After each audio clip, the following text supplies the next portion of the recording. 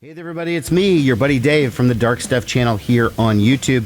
Thanks a lot for checking out my latest video. So in this week's video, this is part one of a two-part video that I'm doing with my friend Todd over at the channel Lost Mixtapes. Now, if you're not familiar with him, the link will be below. You should definitely subscribe if you like the stuff I do. 99% sure you're going to like the stuff that he does.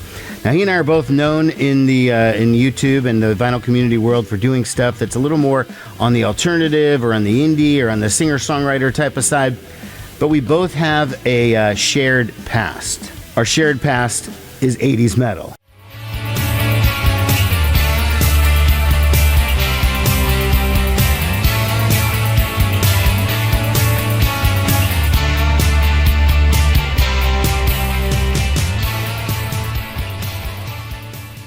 With these two videos, we just kind of sought to try to capture what it was that we found so fascinating about this music and why, even though we don't really listen to it too much today, I mean, me personally, I kind of moved on from this music in 88 or 89, but why it still holds a special place, left an indelible mark in our musical brains or whatever, and why we're still, to a very real degree, fascinated with artists from this period. Part two will be posted over on Lost Mixtapes, and once it is posted, I'll put a link to that below as well. All right, these videos were really fun to make, and I think you're gonna like them too. So go ahead, grab your favorite adult beverage, get in your comfortable chair, make sure you're ready for the long haul, sit back and enjoy this video. Thanks a lot for watching. Heavy cuts from Merciful Fate, Saxon, Killer Dwarves, Ted Nugent, Judas Priest, and Blotto.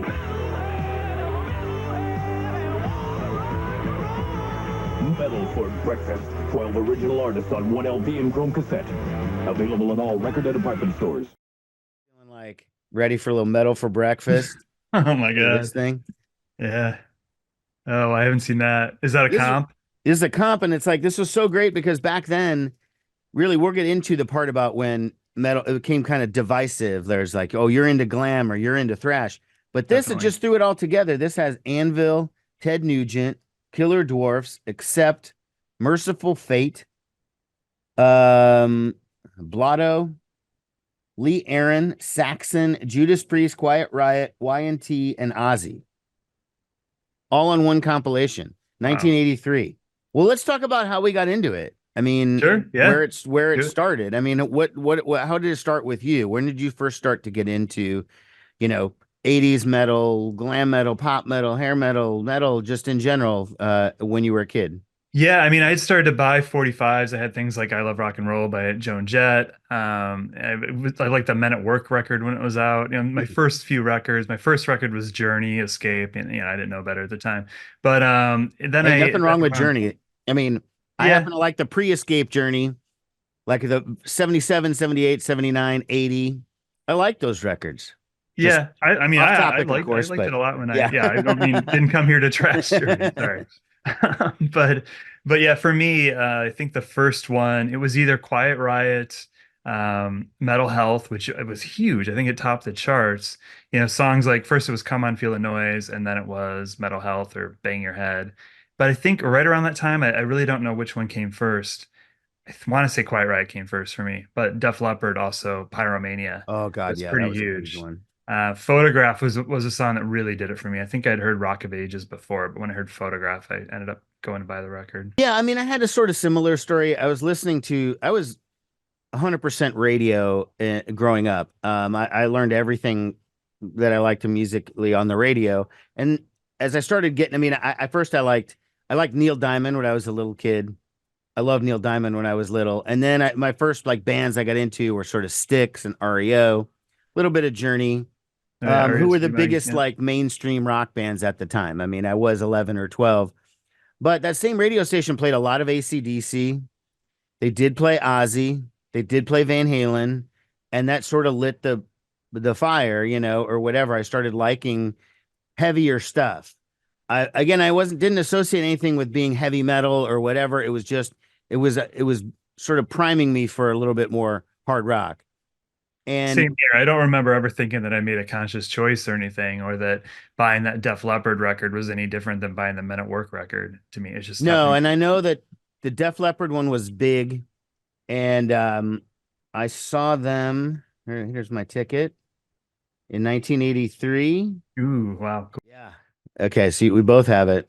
There you go, Def Leppard. This was big. I mean, Huge. when they came to Omaha on this tour, on the Pyromania tour, it was August of 83. They'd been on tour all year and probably from the beginning before, because they initially were opening for Billy Squire, and then I think they got so big that like Billy Squire didn't want him on the tour anymore because it was like, I don't want to follow that. yeah, the Yeah. whole audience was leaving or whatever.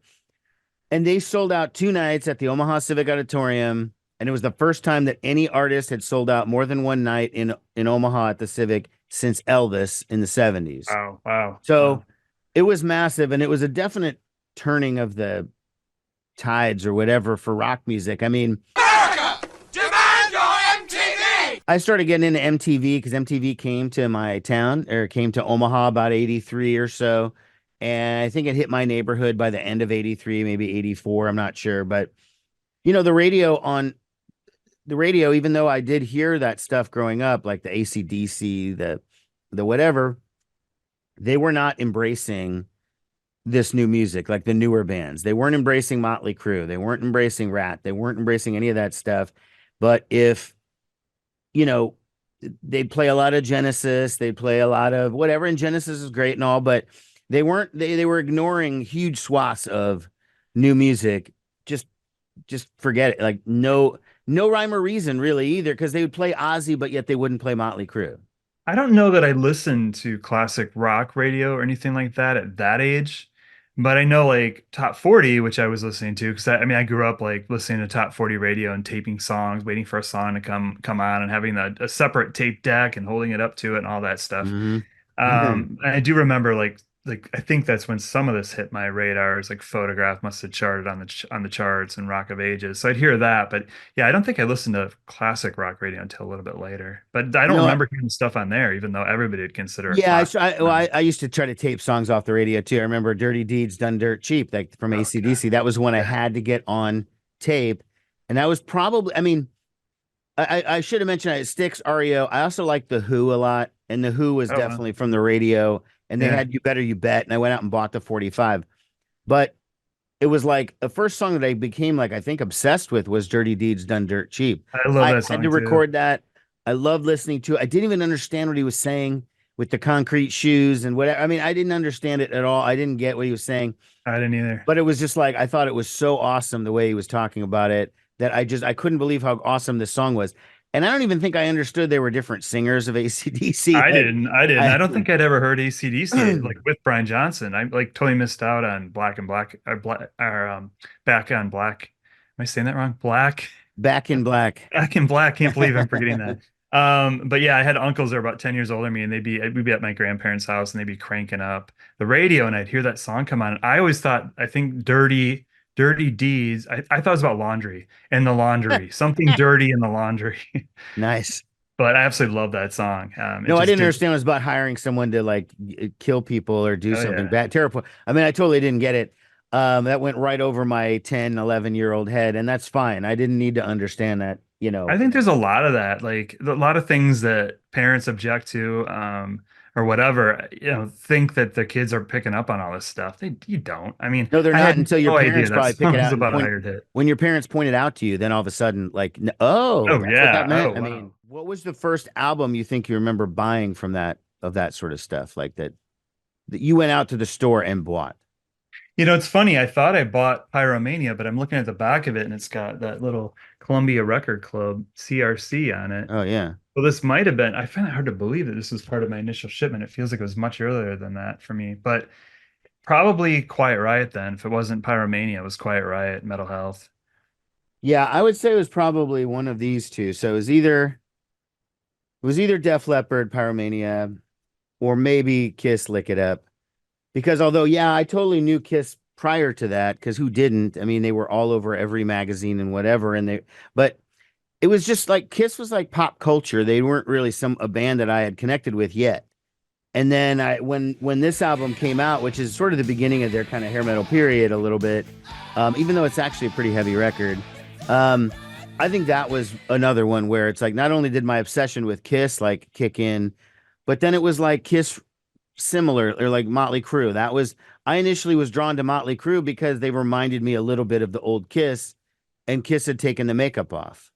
Now Motley Crue probably thinks they're more like, Alice Cooper or somebody scarier, but like for me, I saw them as like Kiss. Oh, huge influence. Kiss and Aerosmith for Yeah. sure. Yeah, Yeah. musically My more. first Kiss records were Lick It Up and Animalize. I think I got them at the same time through Record Club. And Animalize is very 80s Oh, for sounding. sure. But That one. both of those albums, I think, just have absolutely killer singles, and Heaven's on Fire and Lick It Up. Yeah, this was the last one where it was like Kiss just wrote the songs all themselves. There was no outside writers, there was none of that. And it's a great album.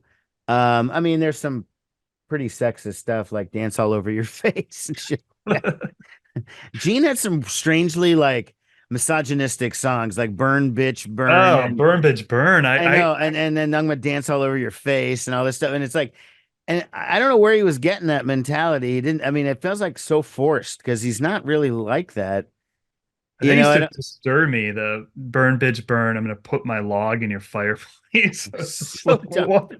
You barely know it. You don't know what sex is at that age, or I didn't. And it's just like, what? No, I didn't understand what the fuck he was talking about at all. I totally didn't get it. I totally didn't get it.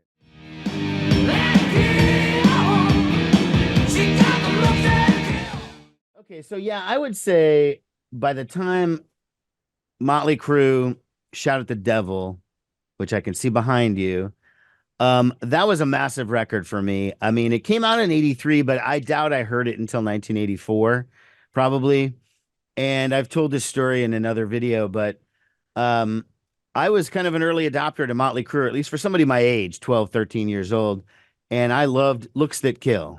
And I was having my bar mitzvah, and my parents were going to have a party for me. They were going to hire a DJ. And I told my parents, tell the DJ that you have to have Looks That Kill by Motley Crue to play at the party. Otherwise, don't bother. And that was, of course, back in the day where if you didn't have it, it's not like you could just get it off the internet. You had to literally go to a store, buy it, either on 45 or they bought the whole Motley Crue album or whatever, but they had it. And they played Motley Crue in the midst of typical stuff in spring 84, Prince, Michael Jackson, Madonna, Huey Lewis, stuff like that. Yeah. But I can say we definitely played Motley Crue at my bar mitzvah. Distinctly remember that. Probably turned a lot of people onto it. Well, maybe. I don't know. It was breakdancing was still really big at that point. And so I remember like everybody wanted to breakdance, and you can't really breakdance to Motley Crue. 1984 was really the turning point. Same year. Motley Crue. Ratt's first album came out, Out of the Cellar. Twisted Sister, Stay Hungry. Kiss had Animalized later that year. Scorpions, Love at First Sting. Sting, yeah. I have, these guys were already old, but I started getting into Judas Priest. Oh yeah. Here's Defenders of the Faith. That was 1984 also. Trying to think of what else was 1984. It feels like everything was not just, I mean, I think way beyond. Van Halen 1984. Van Halen 1984. And then 1984 is just such a year for music in general, I think.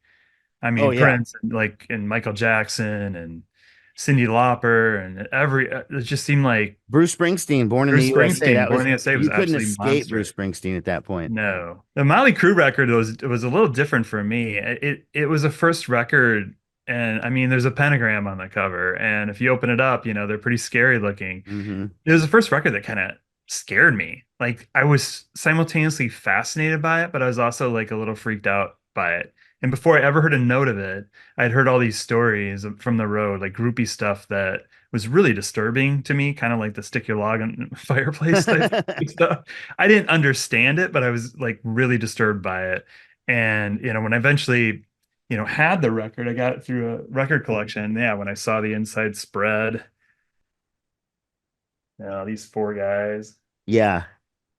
I mean, that's a bit, look at Mick Mars. I mean, he looks like he's angry at you. Oh yeah, he looks like he's like the Crypt Keeper. He's 100 years old and he's like very scary looking.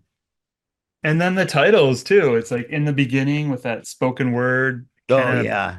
God bless. I know a lot of kids that were like didn't want to play that song. They'd skip it. They'd go to the next song. And they were God bless the children of the beast. Yeah, they were so playing up that like the satanic imagery at that point, which is so weird because Motley Crue was always just about partying and sex and girls and Yeah. whatever. And for them to like play up this other image, which you didn't really see in mainstream metal bands. Looking back, now you'd see it in groups like, you know, um, Some of that what was it? heavier stuff. Venom, Merciful Fate, Accept, weren't groups they like doing that. that? Or maybe, I don't know. Well, I don't know what Accept was about. I mean, I just Or remember AC/DC kind of. they did a little bit. Highway to Hell a few years before. Yeah. They played it up a little bit.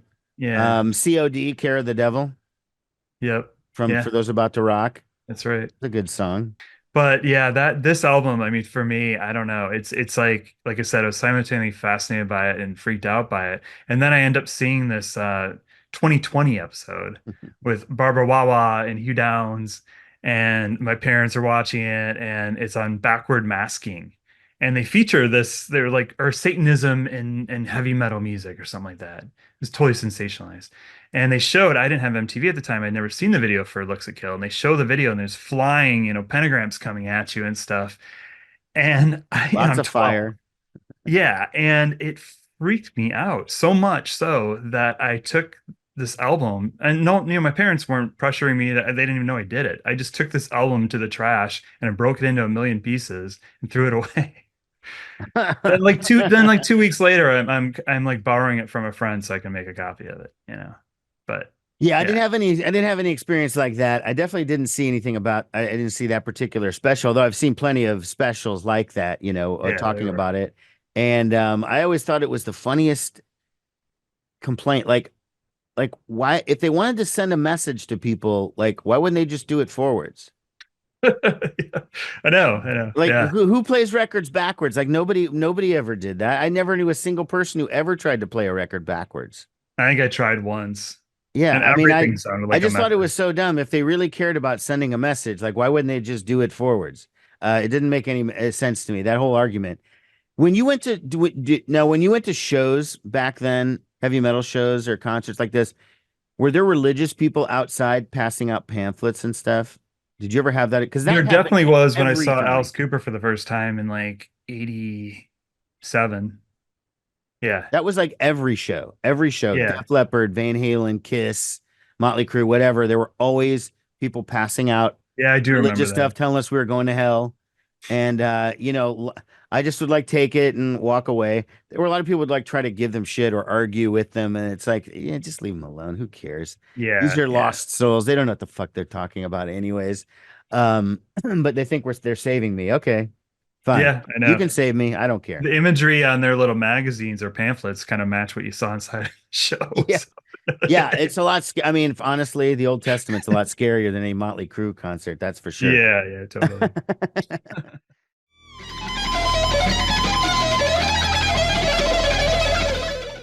And they always felt like I feel like Van Halen records songs, those solos just naturally fit in. And they never never really felt like, oh, here comes a solo. And But they I weren't felt that like long, really. If you they look weren't at that long, they're no. very And I mean he was concise. doing interesting things throughout the song too, but still it was like it just felt like a natural part of the song, but not with these other bands. A lot of times it just felt like tacked on and trying to outdo each other. Yeah. Yeah, it was how many notes can you fit into a I mean, and I mean I like how I mean Kiss, Gene Simmons was talking one time he was doing this interview. They hired this guy Mark St. John who played on the Animalize Oh, yeah. album Yeah. precisely because he was that kind of guitar player. He was fast, he was flashy, he did hammer-ons, he did all this stuff. It was totally I mean, I still like that Animalize record, but it really was unnecessary for Kiss. And it made them sound like it makes that album sound very dated, whereas Lick It Up doesn't sound as dated because it wasn't trying to mimic what other people are doing as much. And I mean, Mark St. John was only on the one record, but it was like an example of like, okay, we got to get a shredder in the band. We need Mhm. something like that. That's what we need for this band. Because adding a shredder, it's going to propel us to the top. The truth is, it doesn't work for anybody. None of No, it's funny to me too that I just remember conversations I had with friends that were like, into the same kind of music. Yeah. Oh, and I could play that, or that's not very complicated. I could play that, and then they'd be like, have you heard, so and so, I wouldn't be able to touch that. It's like it had the more complicated the better on the solo or the playing, and it's like that doesn't always serve a song, you know? No, and too many of those guys, it never did. It seemed like, okay, this is the obligatory time where you have to put the solo in. And look, when I Mhm. was a kid, I loved all that shit. I'm not going to say that I didn't like think that all these guitar gods were like really awesome. And Oh, same here. Yeah. I bought, I tried playing guitar as a kid. I sucked. I mean, I had no real natural skill at it. But at some point along the line, I bought one of those white Kramer knockoffs, like Eddie Van Halen in the Oh ads yeah. and magazines, where he'd wear that No Bozos t-shirt. He'd hold a white Kramer, and then I had a little red mini um, Marshall stack, and that was my rig. And it was like looked all heavy metal and whatever. But I also was pretty dumb in that I didn't understand like that the reason those records sounded the way that they did was because those guys had pedals and stuff like guitar pedals. I Oh was just yeah, for plugging it sure. straight into the amp, and I'm like, why doesn't this sound like anything like remotely close? I mean, so I used to get so frustrated with that. But yeah, I bought into that guitar god thing. I mean, Yeah, like and at that age, I didn't get into guitar later, but like at that age, um, were you did you even understand like the way songs are constructed and playing chords, or was it always trying to do the no. flashy stuff? I mean, That- I just straight up couldn't do the flashy stuff. So yeah, all I wanted to do was play something that would sound remotely something like the record. And yeah, I yeah. couldn't really do that. I could do a little bit of the intro to Crazy Train, the little bit of the riff of Crazy Train, and that sounded okay. And then Neil Young, Hey Hey My Into the Black, just that distorted part, the dun dun dun dun dun. Like I That's could figure cool. that part out. Yeah. That was about it. One of the things that I find interesting too, I've been thinking about this a lot lately, is most of the bands that I was into as a kid, and mostly hair metal kind of stuff to begin with. Like none of the lead singers for most of them like did not play any instrument besides sing.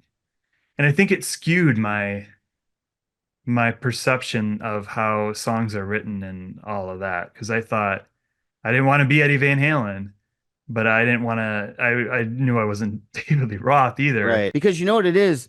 When you'd read magazines like, Hit Parade or whatever back then, this is September 30th, 1984. Okay. So you got Rat, Def Leppard up there, Night Ranger, Quiet Riot. Like they didn't really talk about music. Like when they did No. interviews, they would talk about chicks and they talk about partying and all this kind of stuff. And they never really talked about music. Now, maybe that's because they just figured the fans didn't give a shit. And there were some people, obviously, who had more talent than I did, who could just hear songs and just figure them out. And they didn't need to hear somebody talking about it. But I sure did because I didn't really understand anything. I mean, we're just gonna No, like me we're just gonna, neither. Yeah, I used to buy a lot of magazines just because that's how you got your information back then. And yeah, it was like I remember I had stacks of them. I had Circus, Hit Parader, Rip, some other ones. Circus. Yeah, I used to love Circus. That was my favorite. Yeah, another Something about the paper and just the circus. glossy pictures and all that. Hit Parader. That was a big Yep. one. This is more circus. Here's one just called Hard Rock Video. Oh wow. Gene Simmons is on it. Roger, Stephen Piercy. His Faces from Faces, 1985. Motley faces. That's Crue, right. Rat, Wasp. I mean, every one of these. Klaus Meine and Scorpion of the Scorpions. It's got Bon Jovi, Deep Purple, King Cobra, Ronnie James Dio, and then Mick Jagger. Like, why Mick Jagger? Yeah, yeah. I didn't know Mick Jagger at that time or care, but so yeah, yeah, a lot of those magazines, it's like music started in 1983. Like, they didn't go back that far. No. But yeah, I remember I bought all these magazines, and then my uncles, who are about 10 years older than me, one of them, they're staying at our house, and one of them mentions to my mom, he's like going through my magazines because I was kind of proud of him. I love to talk about this stuff. Yeah. And he's like, he tells my mom, he's like, "Do you have any idea? Like, have you read these magazines? Do you know what they're talking about?" Of course, it's kind of like, the lyrics, all that stuff, the groupie stuff went right over my head. I was just purely looking for information about, tell me about the new record, or what's it like to play a concert, or I want to see these pictures, I want to hear Yeah. about their history. And then, yeah, my parents never really censored what I listened to, but they decided one day that they did not want they did not want those magazines in the house, and they like forbid me to buy those magazines. No, So then I just spent all my time at the this was the news internet. counter, I mean, this basically, was or the news internet stand. back then. You didn't have It any was, other it way. was You didn't totally. have any Yeah. other way of getting information about the bands. You didn't know anything. And one thing that I like about this time and that I don't like about today is there was this sense of like surprise when you went to the concert to see a band. You had no idea what the fuck the stage was going to look like, Yep. what songs Yep. they were going to play, what they were going to do.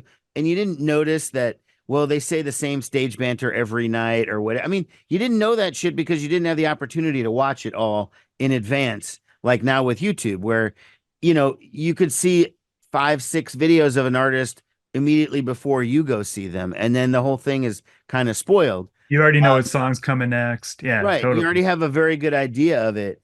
That back then it was like that was literally the only source of information about any of this stuff. But even that didn't reveal too much because it was still a surprise when you got to the Totally. And you show. might see close-ups of these rock star guys, but you wouldn't, not a lot of times it wouldn't pull back and show the whole stage or anything. You'd have no idea. But Yeah, that it was was always just that was always such a nice surprise. Like, holy shit, getting there early and seeing what they're doing at the stage. And then for me too, I mean, I'm sure for you as well, like there's some records. Like I didn't know so and so's coming out with a new record, and you walk into a record store and there it is. And you're like, yeah, you holy could genuinely be crap. surprised. Yeah. Yeah, yeah. Because sometimes, I mean, I remember Homer's used to have a big wall where they would write in marker or whatever all the upcoming releases for the next couple months. And so that was my source for when new releases were going to come out was if the record store didn't list it on that list, I didn't know it was coming out. Twisted Sister. What kind of a man desecrates a defenseless textbook? I used to I don't know if kids still do kids even have books in school today? Or is it all digital now? But Laptops. yeah, we used to have you used to get textbooks and then you get the paper bags from the grocery store and you go the opposite side and you wrap them up and that's your book cover. You always wanted a book cover. And that's where you draw your logos. I could draw the Van Halen, I could do Kiss a little bit and maybe one or two others, but I wasn't drawing pentagrams. I even though I'm not Christian, so that the pentagram means nothing to me, like in terms of any sort of symbol. I knew, like, don't touch that. Don't go there. Don't Yeah. start drawing pentagrams. You'll get sent to the principal's office. You start drawing pentagrams on your math notebook or whatever, and that's a trip to the principal. Yeah, I remember. I mean, certain logos, it's like I would just draw them over and over and over. Oh, Twisted Van Sister was Halen, pretty easy to draw. Twisted Sister one for sure. I mean, I remember sitting in Sunday school class and drawing the Twisted Sister logo and not paying any attention. But yeah, the logos. What I would get obsessed with it. I would write down like all the names of their records in order and the year they came out, and I think sometimes I even invented like what their next record could be called and what the track listing could look like. I mean, it's just like it's all I thought I mean, about. I think I kept doing that until high school, like writing. Oh shit yeah, on my same note- here. I mean, And then it started to be my own bands. yeah, like because I what the remember record- that I met one of my good friends who I'm still friends with today in a class because he saw what I had written on my like math or my notebook or something. I was just drawing band logos. And he was like, "Oh, you like that band?" And then, wow, become friends after that. Yeah. So I was still doing that in probably till 10th, 11th grade. Oh, I had Converse in my junior year, I think, and I had like Jane's Addiction, some bands written on it. White Converse. What's wrong with being sexy? This album cover is the kind of thing that I would like when I was 13. I'd want to buy it just because, ooh, whatever. Like there's that Scorpions record. I can't remember which one it is. Oh, Love Drive. With Love Drive, where he's like grabbing her breast and it's like the gum. I was just like, I used to be so fascinated by that image. I didn't even know the Scorpions, but I would like look at that record and be like, oh, this looks interesting. Like I should get this. Yeah, I think some of the album covers could be pretty creative. The videos seem like there were a lot of them were, sometimes they were storyboarded out and they were pretty elaborate videos, but it seemed like majority of them, you had some pretty hot women in them and, like White Snake. I mean that. Yeah. White Snake was pretty formulaic with those videos. Like when I think like Ratt had a good video for Round and Round. Oh yeah. It had Milton Berle in it. I mean, it happens to be their manager was his nephew or whatever. So like that was a nice bonus.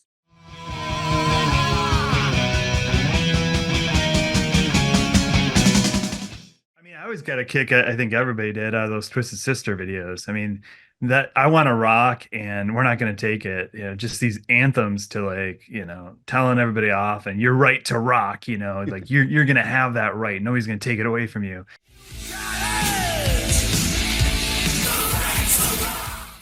Yeah, Keel gives you that right to rock. Right? The right to rock thanks to Keel. Oh yeah, and Mötley Crüe, you got to fight for your right to rock, or raise your hands to rock. I mean, there are a lot of songs about your right to rock, but I feel like as long as they've got their rights established. Yes. Yeah. What do they have on Mötley? Because this is fight for your rights, right? There's Fight for Your Rights and Raise Your Hands to Rock. Yeah, that's correct. Both of them are on here. And then they also Like It Louder Than Hell. That's actually one of the only songs I like on this album. Yeah, that was such a weird record to follow up Shout at the Devil. I mean, I just think it's objectively not that good. I don't think so either. Home Sweet Home is the reason why this record is a success. How strange too. I mean, yeah, going from like the Shout the Devil look to like that. Yeah. Before Poison even. Yeah, it was changing. I mean, the look was evolving, and that's what, 85. And I think that's kind of where the line started being drawn, as sort of like, well, you're either into like real metal or you're into this like pussy, like, glam metal, whatever.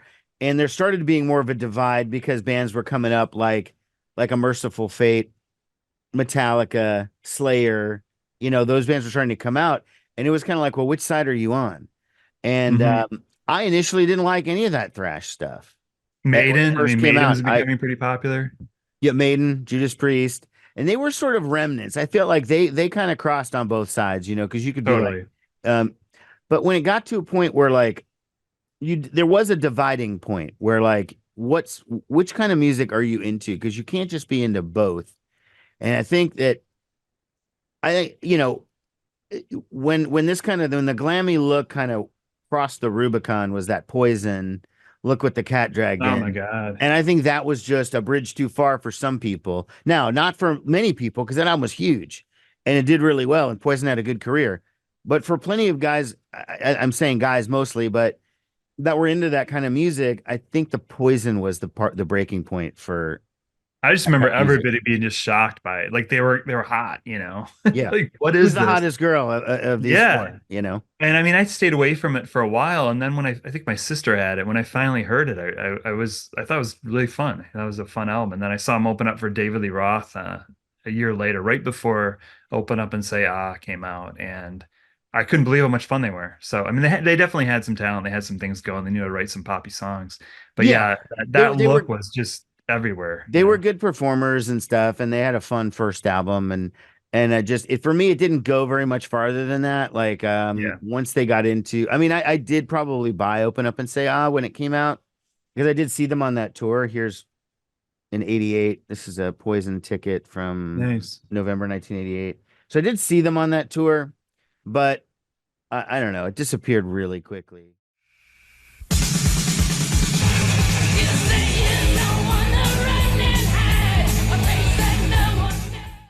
I mean, there are some bands that just were kind of scary, kind of like Mötley Crüe, where for me, I just could not get into, like Wasp. If you think of that first album cover, was just super disturbing to me. It's like, kind of the opposite of the pretty boy makeup thing. I mean, they might have dabbled in that a little bit later on, but like that first album, it's like, who are these guys? This guy, they're all like really hideous looking, like long black hair, Blackie Lawless with that streak of gray, and they have skulls and meat on stage, and they're like covering themselves in blood. And all right there, I never can figure out where my screen is.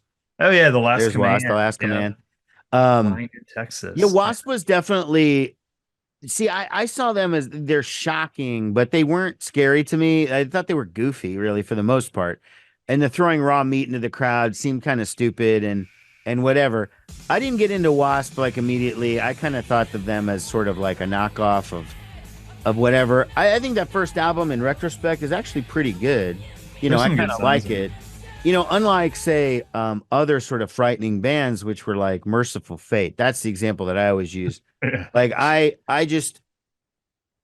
never even heard of them until like much later, till after King Diamond was already out as a solo artist. But I remember seeing a kid in my eighth or ninth grade class, probably 1984, wearing Merciful Fate, a T-shirt. It was actually a baseball jersey with the 3/4 sleeves or whatever, Merciful Fate, and thinking, well, that guy was this. First of all, he was the scariest dude in my entire class. I always, if I saw him, I always try to go the other way. And then I associated someone wearing a Merciful Fate shirt with just being a scary motherfucker and stay away from me. Like I turned the other way. And Merciful Fate's music sort of seemed that way to me. Yeah. I mean, King Diamond used to scare me way later. I mean, because he openly wore the upside down crosses, and I was just like, what kind of trip is this guy on? And it was, I don't know. I mean, even in my 20s, they were coming. King Diamond was playing somewhere. And I was kind of, I wasn't afraid of him, but I was like, I don't want to be in the audience of people that go to see King Diamond. Oh, yeah. No, I once I actually heard King Diamond and Merciful Fate, it wasn't something I liked. No, I don't. I mean, can't stand and it's that all because of high. King Diamond. I can't stand the singing. It just does nothing for me. I can't, that operatic shit. I don't care what he's trying to do. No dice. I don't care if it's a rock opera about some reincarnated witch named Melissa or whatever. I don't care. Like I'm not going to get beyond that voice. 100% uninterested completely. I have seen King Diamond once, but it was like 2015 opening for Slayer. Oh, okay. And I tried to avoid seeing them, but I ended up seeing like the last 20 minutes or something like that.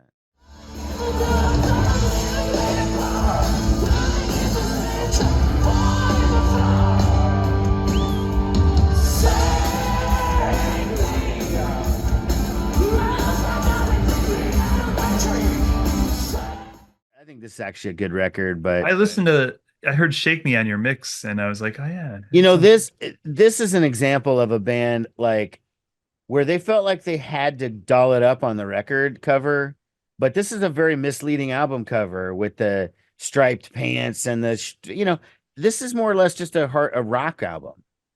Heavy, like mostly just a rock album, but bands had to kind of doll it up to a certain extent. Now these guys don't look all that dolled up there. They just look kind of, regular dudes, but they dolled it up on the next record. I mean, you almost had to sort of adapt, and then you could take it too far, like Vinnie Vincent Invasion. Oh man, or they just went off. Is that him on the top left? That's him right there. Wow. I mean, it's clearly fake hair, but yeah, he never had that hair. And it's like some people, it just seemed like the writing was on the wall. The stuff was kind of losing traction, or the audiences were changing, but it was always kind of funny, the ones that just kept going, or the ones that came late, and you're just like, whoa. Well, I think, and nobody realized it at the time, but Poison was kind of the canary in the coal mine for the ending of that stuff, even though you didn't see it immediately, but where it was just so much about the image, and they were so glammy, and they were so over the top, and they were so whatever, and that they got so popular that's where the trend went. And then you get all of these third-rate knockoffs like this band, Demals. Okay, I mean, look at them. Mm-hmm. And there was the dividing line with thrash, and bands like Metallica were starting to get really popular. And I remember, okay, so just take it. Ozzy used to take a lot of cool bands out on tour. Ozzy kind of, he predates all of that stuff, and no matter what kind of metal you were into, you could like Ozzy. Like everybody kind of liked Ozzy. But like in '83, he took out Mötley Crüe as the opener. By '86, he was taking Metallica, as the opener on the tour. Like the tide had started turning, where it was very poppy. He was more doing makeup and whatever. And I think after seeing Metallica, who just that's probably when jeans and stuff, looking more like Crüe on Mötley Crüe on in '86, right? But, he just stopped doing the whole glam thing almost immediately after that. Yeah, and then a few years later, he's starting to look like his old self in Black Sabbath, the way he did his hair, everything. Okay, so that seems like a pretty logical point to stop in the discussion here, and then we're going to resume in part 2 over at the Lost Mixtapes channel, and I will leave you a link below once that is posted. Thanks a lot for watching, everyone. Take care. So, you have a MySpace page or something?